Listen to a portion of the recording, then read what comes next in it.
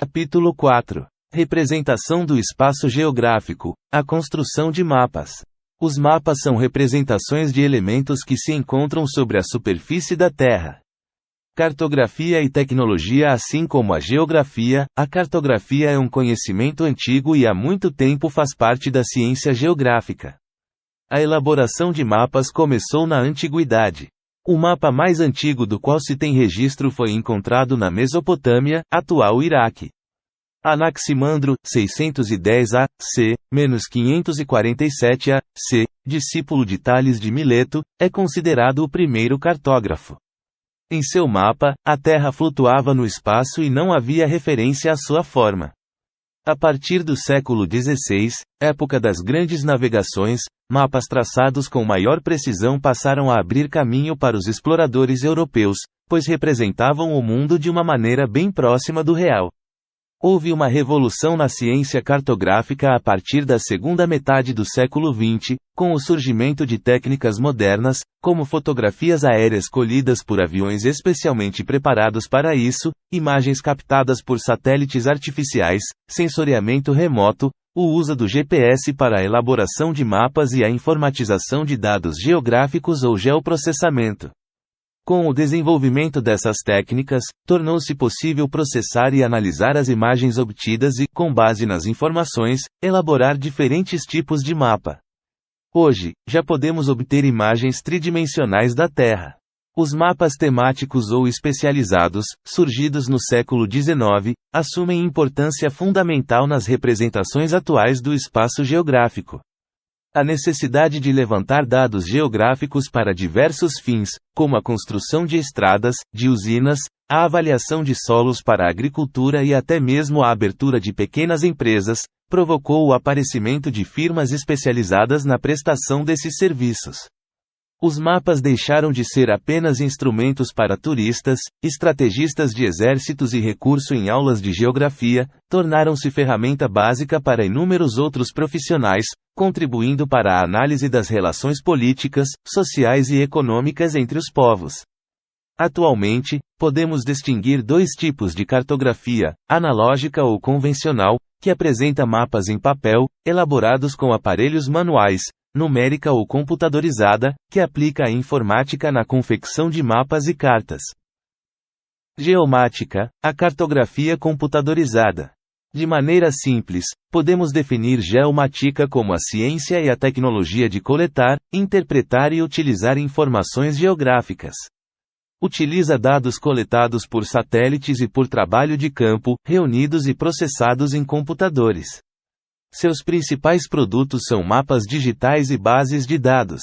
O resultado mais completo obtido através das técnicas da geomática é o que chamamos de geoprocessamento ou sistema SIG, Sistema de Informações Geográficas, que permite a superposição e o cruzamento de informações. Sua principal característica é integrar em uma única base informações diversas, imagens, dados cartográficos, de população, etc., de forma que seja possível consultar, comparar e analisar essas informações, além de produzir mapas. De fato, a geomática não é um campo novo, mas uma evolução das técnicas cartográficas, cujos principais setores são o sensoriamento remoto, que reúne a aerofotogrametria e as imagens de satélite, a tecnologia de mapeamento digital ou cartografia digital e o sistema de posicionamento global, GPS. Leia mais sobre isso na seção Ampliando o Conhecimento. Um bom exemplo em que o SIG pode ser utilizado, muito comentado em notícias de televisão, revistas e jornais, é na área de saúde pública. Quando uma epidemia é causada por um micro-organismo que se reproduz em água parada, como a dengue, em determinada região, é possível, cartografando os casos de ocorrência da doença e com o auxílio das imagens produzidas pelo SIG, identificar com precisão quais são as fontes de água contaminada causadoras da epidemia. Sensoriamento remoto. Nem sempre os objetos podem ser medidos e observados no local onde estão. No caso da superfície terrestre, por exemplo, o afastamento é um fator que possibilita uma visão mais ampla e mais completa. O conjunto de técnicas que permitem obter informações sobre a superfície do planeta Terra por meio de câmeras e sensores acoplados em aviões e também instalados em satélites artificiais é chamado sensoriamento remoto. As técnicas de sensoriamento remoto caracterizam-se pela separação física entre o sensor, câmara fotográfica ou satélite artificial, e o objeto de estudo que está na superfície da Terra. Utilizando essas técnicas, obtém-se informações por meio de radiação eletromagnética, que pode ser originada de fontes naturais ou artificiais. As fotografias aéreas, resultantes da aerofotogrametria, veja tópico a seguir, e as imagens obtidas através de satélites artificiais, colocados em órbita em volta da Terra, são os principais tipos de produto do sensoriamento remoto. Com eles, obtemos preciosas informações sobre os elementos naturais e humanizados da superfície da Terra, na forma de imagens que podem também ser convertidas em mapas. Aerofotogrametria. A aerofotogrametria é a técnica de elaborar cartas, com base em fotografias aéreas, utilizando aparelhos e métodos estereoscópicos, que permitem a representação de objetos em um plano e sua visão em 3 dimensões. Estereoscópico, relativo ao estereoscópio, instrumento que permite a observação simultânea, através de uma objetiva binocular, de 2 imagens de um objeto, obtidas com ângulos ligeiramente diferentes, produzindo a sensação de relevo, de terceira dimensão. Os primeiros registros de fotografias aéreas foram feitos por meio de balões, em meados do século XIX, para serem utilizados em mapeamentos. Porém, o uso das fotografias aéreas, desta vez utilizando aviões, tornou-se mais frequente depois das 2 guerras mundiais, por se tornarem importantes aliadas da estratégia militar, revelando as posições inimigas e permitindo o reconhecimento dos campos de batalha. De modo geral, para um bom trabalho de levantamento por fotografias aéreas, é preciso levar em conta a posição do Sol, pois um excesso de sombras pode prejudicar a qualidade dos detalhes exigidos, e deve utilizar um avião com velocidade e estabilidade previstas para o projeto. A câmera fotogramétrica é acoplada ao avião e deve cobrir toda a área a ser mapeada. As fotografias são tiradas na vertical, em velocidade constante, e sobrepostas em intervalos regulares de tempo. Depois as fotos passam por um instrumento denominado restituidor fotogrammétrico, que as processa, eliminando as imperfeições. Atualmente, todo esse processo é feito com câmeras digitais e os restituidores, e as imagens resultantes são computadorizadas. Alguns detalhes são essenciais para a interpretação de uma fotografia aérea: o tamanho e a forma da área estudada, a tonalidade e as sombras existentes nas fotos, entre outros. Os tipos mais usados de fotografias aéreas são os mosaicos cartográficos, montagens de fotografias aéreas, e as ortofotocartas, imagens com escala precisa, em que podem estar representadas curvas de nível, ruas, limites, etc., como podemos ver na imagem acima. Imagens de satélite. Assim como a aerofotogrametria, as imagens de satélite ajudam a obter melhor representação da superfície terrestre. As informações captadas pelos satélites podem ser processadas digitalmente por modernos equipamentos e resultam em imagens bastante precisas, embora com escala limitada pela capacidade do sensor utilizado. Os primeiros satélites utilizados com esse fim, como o Landsat-1, lançado em 1972 pela NASA, Agência Espacial Norte-Americana, surgiram na década de 1970. Depois disso, outros satélites foram colocados em órbita, incluindo o Satélite Sino-Brasileiro de Recursos Terrestres, CBRS, sigla em inglês, um projeto conjunto da China e do Brasil. Outros programas de satélite são o francês Système Probatoire d'Observation de la Terre, SPOT, e o European Remote Sensing Satellite, ERS, da Agência Espacial Europeia. As imagens obtidas de satélites podem ser utilizadas para monitorar e avaliar as alterações no meio ambiente e mapear recursos hídricos, tendo aplicação na agricultura, na cartografia, na geologia, na geomorfologia, entre outras áreas, como podemos ver na imagem e no mapa da página seguinte. Outro exemplo de utilização dessas imagens são os mapas de previsão do tempo, nos quais podemos ver os movimentos das massas de ar que influenciam o clima de determinada região. Geomorfologia, ciência que estuda as formas do relevo terrestre. Mapeamento ou cartografia digital. A adoção do uso de computadores e da informática na cartografia tornou a construção de mapas bem mais dinâmica e interativa. O mapeamento ou cartografia digital utiliza a computação e o processamento gráfico para realizar representações digitais da realidade geográfica mais precisas do que mapas, que logo ficam desatualizados. Para que representações digitais sejam feitas, é necessário usar técnicas modernas de cartografia. Os dados são colhidos através de sensoriamento remoto e armazenados em Sistemas de Informações Geográficas, SGS. Desse modo, a área cartografada pode ser sempre atualizada, para acompanhar a velocidade das transformações ocorridas no espaço geográfico. Essa é a principal vantagem da cartografia digital sobre a convencional ou analógica. Ela evita a obsolescência dos mapas. Na cartografia digital, o uso de dados topográficos digitais, Digital Topographic Data, DTD, tem sido cada vez mais comum na análise de solos de uma área, na análise da biodiversidade, na administração de parques nacionais e áreas de conservação ecológica e na avaliação de consequências de desastres naturais, como enchentes, tempestades e terremotos. Ampliando o conhecimento, Sistema de Posicionamento Global, GPS. Além de fornecer a latitude, a longitude e a altitude de um lugar, o Global Positioning System, GPS, é um importante recurso cartográfico, pois possibilita o mapeamento de rotas marítimas e terrestres, de redes de transmissão de energia elétrica, correntes marítimas, ecossistemas, bem como o monitoramento de desastres ambientais e da fauna de certas regiões. Esse sistema consiste em 3 partes: satélites distribuídos em órbita para cobrir toda a superfície da Terra, uma rede de estações de rastreamento espalhadas por todo o planeta, que fazem o controle dos satélites em terra, o aparelho do usuário, o receptor GPS. Desenvolvido a princípio com fins militares pelo Departamento de Defesa dos Estados Unidos, esse sistema foi usado durante muito tempo como instrumento de navegação marítima. Atualmente, o uso do GPS está fortemente disseminado, e o dispositivo já se tornou bastante acessível à população civil.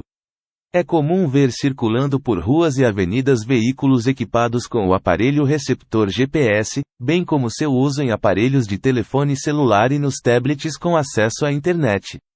Profissionais especializados, como engenheiros florestais, geólogos, geógrafos, biólogos, cartógrafos e agrônomos, também utilizam o sistema nos mapas que orientam seu trabalho. Além do GPS, outros sistemas de posicionamento global estão sendo desenvolvidos, funcionando parcial ou integralmente. A União Europeia desenvolveu o Galileu, sistema concebido para ser operado por civis, diferente do que ocorreu com os outros sistemas existentes, que tiveram sua origem associada ao uso militar. A previsão era de que em 2013 fossem lançados 30 satélites, 27 operacionais e sobressalentes, posicionados em 3 órbitas circulares médias a 23.222 km de altitude em relação à Terra e inclinação de 56 graus em relação ao Equador. Outros 2 sistemas são o Global Navigation Satellite System, GLONASS, de origem russa, composto de 24 satélites, espalhados equidistantemente em 3 níveis orbitais, com 8 satélites em cada, e o CAMPASS, BeiDou, em chinês, oficialmente chamado Sistema Experimental de Navegação por Satélite BeiDou, o sistema chinês que pretende entrar em pleno funcionamento em 2020. Desde 2006, a Índia vem desenvolvendo seu sistema de posicionamento global, o Indian Regional Navigational Satellite System, IRNSS, que consiste em uma constelação de 7 satélites e um segmento de apoio em terra. Até outubro de 2015, 4 satélites já haviam sido lançados, e a previsão era de que o sistema estivesse pronto para operar em meados de 2016. A construção de mapas. Construir mapas é uma tarefa que requer o uso de técnicas especiais, principalmente pela dificuldade que se tem de representar a forma da Terra.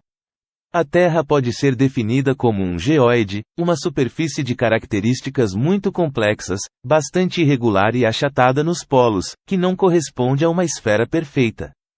Devido a essa complexidade, os profissionais que constroem mapas não usam o geoide, mas uma figura geométrica semelhante, denominada elipsoide de revolução, que é obtida pela rotação de uma elipse sobre seu eixo menor. Veja a figura ao lado. O primeiro desafio na construção de um mapa é como representar uma superfície curva, a Terra, no plano. O segundo é como reproduzir áreas muito extensas em tamanho reduzido. A solução encontrada para contornar esses problemas foi o uso das projeções cartográficas, no primeiro caso, e da escala, no segundo. As protuberancias ilustram as anomalias gravitacionais provocadas pelas variações de densidade no interior da Terra. A cor azul representa os locais onde a atração gravitacional é mais fraca, enquanto a amarela e a vermelha, respectivamente, representam os locais com gravidade mais forte. Projeções cartográficas. A rede de paralelos e meridianos sobre a qual desenhamos um mapa constitui o que chamamos de projeção cartográfica. Sua aplicação envolve conceitos matemáticos e geométricos. As projeções cartográficas permitem representar uma superfície curva em uma superfície plana com menor distorção que o simples achatamento do elipsoide. Mas a representação nunca será perfeita. Teremos sempre alguma deformação, seja em relação às distâncias entre os continentes, seja em relação às áreas de países e oceanos. Isso porque não existe um tipo perfeito de projeção, pois nenhum deles consegue manter ao mesmo tempo os três elementos mais importantes para a elaboração de um mapa: distância, forma e ângulos. Cabe ao cartógrafo decidir qual é a projeção mais adequada ao mapa que vai construir. Para isso, ele deve avaliar as propriedades específicas de cada projeção, considerando quais elementos devem ser preservados no mapa. Os tipos de projeção podem ser classificados como equidistantes, representam as distâncias precisas, utilizam um ponto como referência central e mede as distâncias a partir dele, mas apresentam distorções nas áreas e nas formas terrestres, conformes, mantêm os mesmos ângulos das coordenadas geográficas, conservando, assim, as formas terrestres. No entanto, apresentam distorções no tamanho das áreas representadas. A escala utilizada para representar as distâncias varia de lugar para lugar. Apenas nas áreas próximas ao Equador é possível utilizar a escala indicada no mapa. À medida que se afasta da região equatorial, a distorção vai aumentando. Um bom exemplo de projeção conforme é a de Mercator, representada na página 51, equivalentes. Apresentam formas e ângulos distorcidos, mas as áreas mantêm o mesmo valor da área real. Uma projeção equivalente bastante conhecida é a de Peters, ver página 51, afilaticas, também chamadas de arbitrárias, são projeções em que as áreas, os ângulos e os comprimentos não são conservados. A maior preocupação é não distorcer muito as formas. Um exemplo de projeção afilatica é a projeção de Robinson, desenvolvida em 1961 e baseada em coordenadas. Esse tipo de projeção procura diminuir as distorções de ângulos e de área. Veja a figura abaixo. Quanto ao método utilizado para a construção dos mapas, dependendo da figura geométrica usada para sua elaboração, as projeções podem ser cilíndricas, como a do exemplo abaixo, cônicas e azimutais, planas. Vejamos cada uma dessas técnicas de projeção. Projeções cilíndricas. Nessa projeção, muito usada para representar planisférios, os paralelos e os meridianos são projetados sobre um cilindro, que é planificado posteriormente. Os paralelos, retos e horizontais, e os meridianos, retos e verticais, formam ângulos retos. Com a projeção cilíndrica, podemos representar a Terra inteira. Com uma projeção cilíndrica e equivalente, Peters ressaltava a ideia de igualdade entre os povos, conservando relativamente reais as dimensões continentais. Porém, para conseguir a equivalência, foi necessário sacrificar as formas. Nessa representação, os países não desenvolvidos ganharam mais destaque.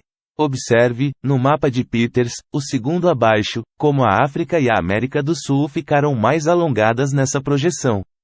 Além da projeção de Robinson, outras projeções cilíndricas bastante conhecidas e utilizadas são a de Mercator e a de Peters. Projeção de Mercator, idealizada e construída no século XVI, na época da expansão marítima, pelo geógrafo flamengo Gerhard Krimer, que ficou conhecido como Mercator. É uma projeção conforme, pois não deforma os ângulos. Nesse tipo de projeção, as áreas do hemisfério norte, principalmente a Europa, ficam muito ampliadas, mostrando uma visão de mundo eurocentrista, própria da época. Projeção de Peters, utilizando o mesmo método da projeção cilíndrica de Mercator, em 1973 o historiador alemão Arno Peters elaborou um mapa que refletia o momento histórico, Guerra Fria e endividamento dos países não desenvolvidos, e que ele denominou Mapa para um Mundo Mais Solidário. Eurocentrismo, visão de mundo que valoriza a Europa e seus aspectos políticos e culturais. Guerra Fria, período histórico que se estendeu de 1945 a 1989, durante o qual o mundo ficou dividido em dois blocos opostos, o bloco capitalista, comandado pelos Estados Unidos, e o socialista, comandado pela ex-União Soviética. Projeção cônica. Nos mapas com projeção cônica, o globo terrestre, ou parte dele, é projetado em um cone tangente à superfície de referência, que depois é planificado. Esse tipo de projeção apresenta maior deformação na base e no vértice do cone, por isso é usado para representar regiões menores. Nessa projeção, os meridianos são radiais porque surgem de um mesmo ponto, e os paralelos são círculos concêntricos, isto é, têm o mesmo centro. A projeção cônica conforme de Lambert é muito utilizada nas cartas que cobrem toda a Europa em escalas iguais ou inferiores a 1 para 500.000, além de ser a projeção oficial de países como Bélgica e Estônia. Projeções azimutais, também chamadas de projeções planas, são elaboradas a partir de um ponto tangente sobre a superfície da Terra.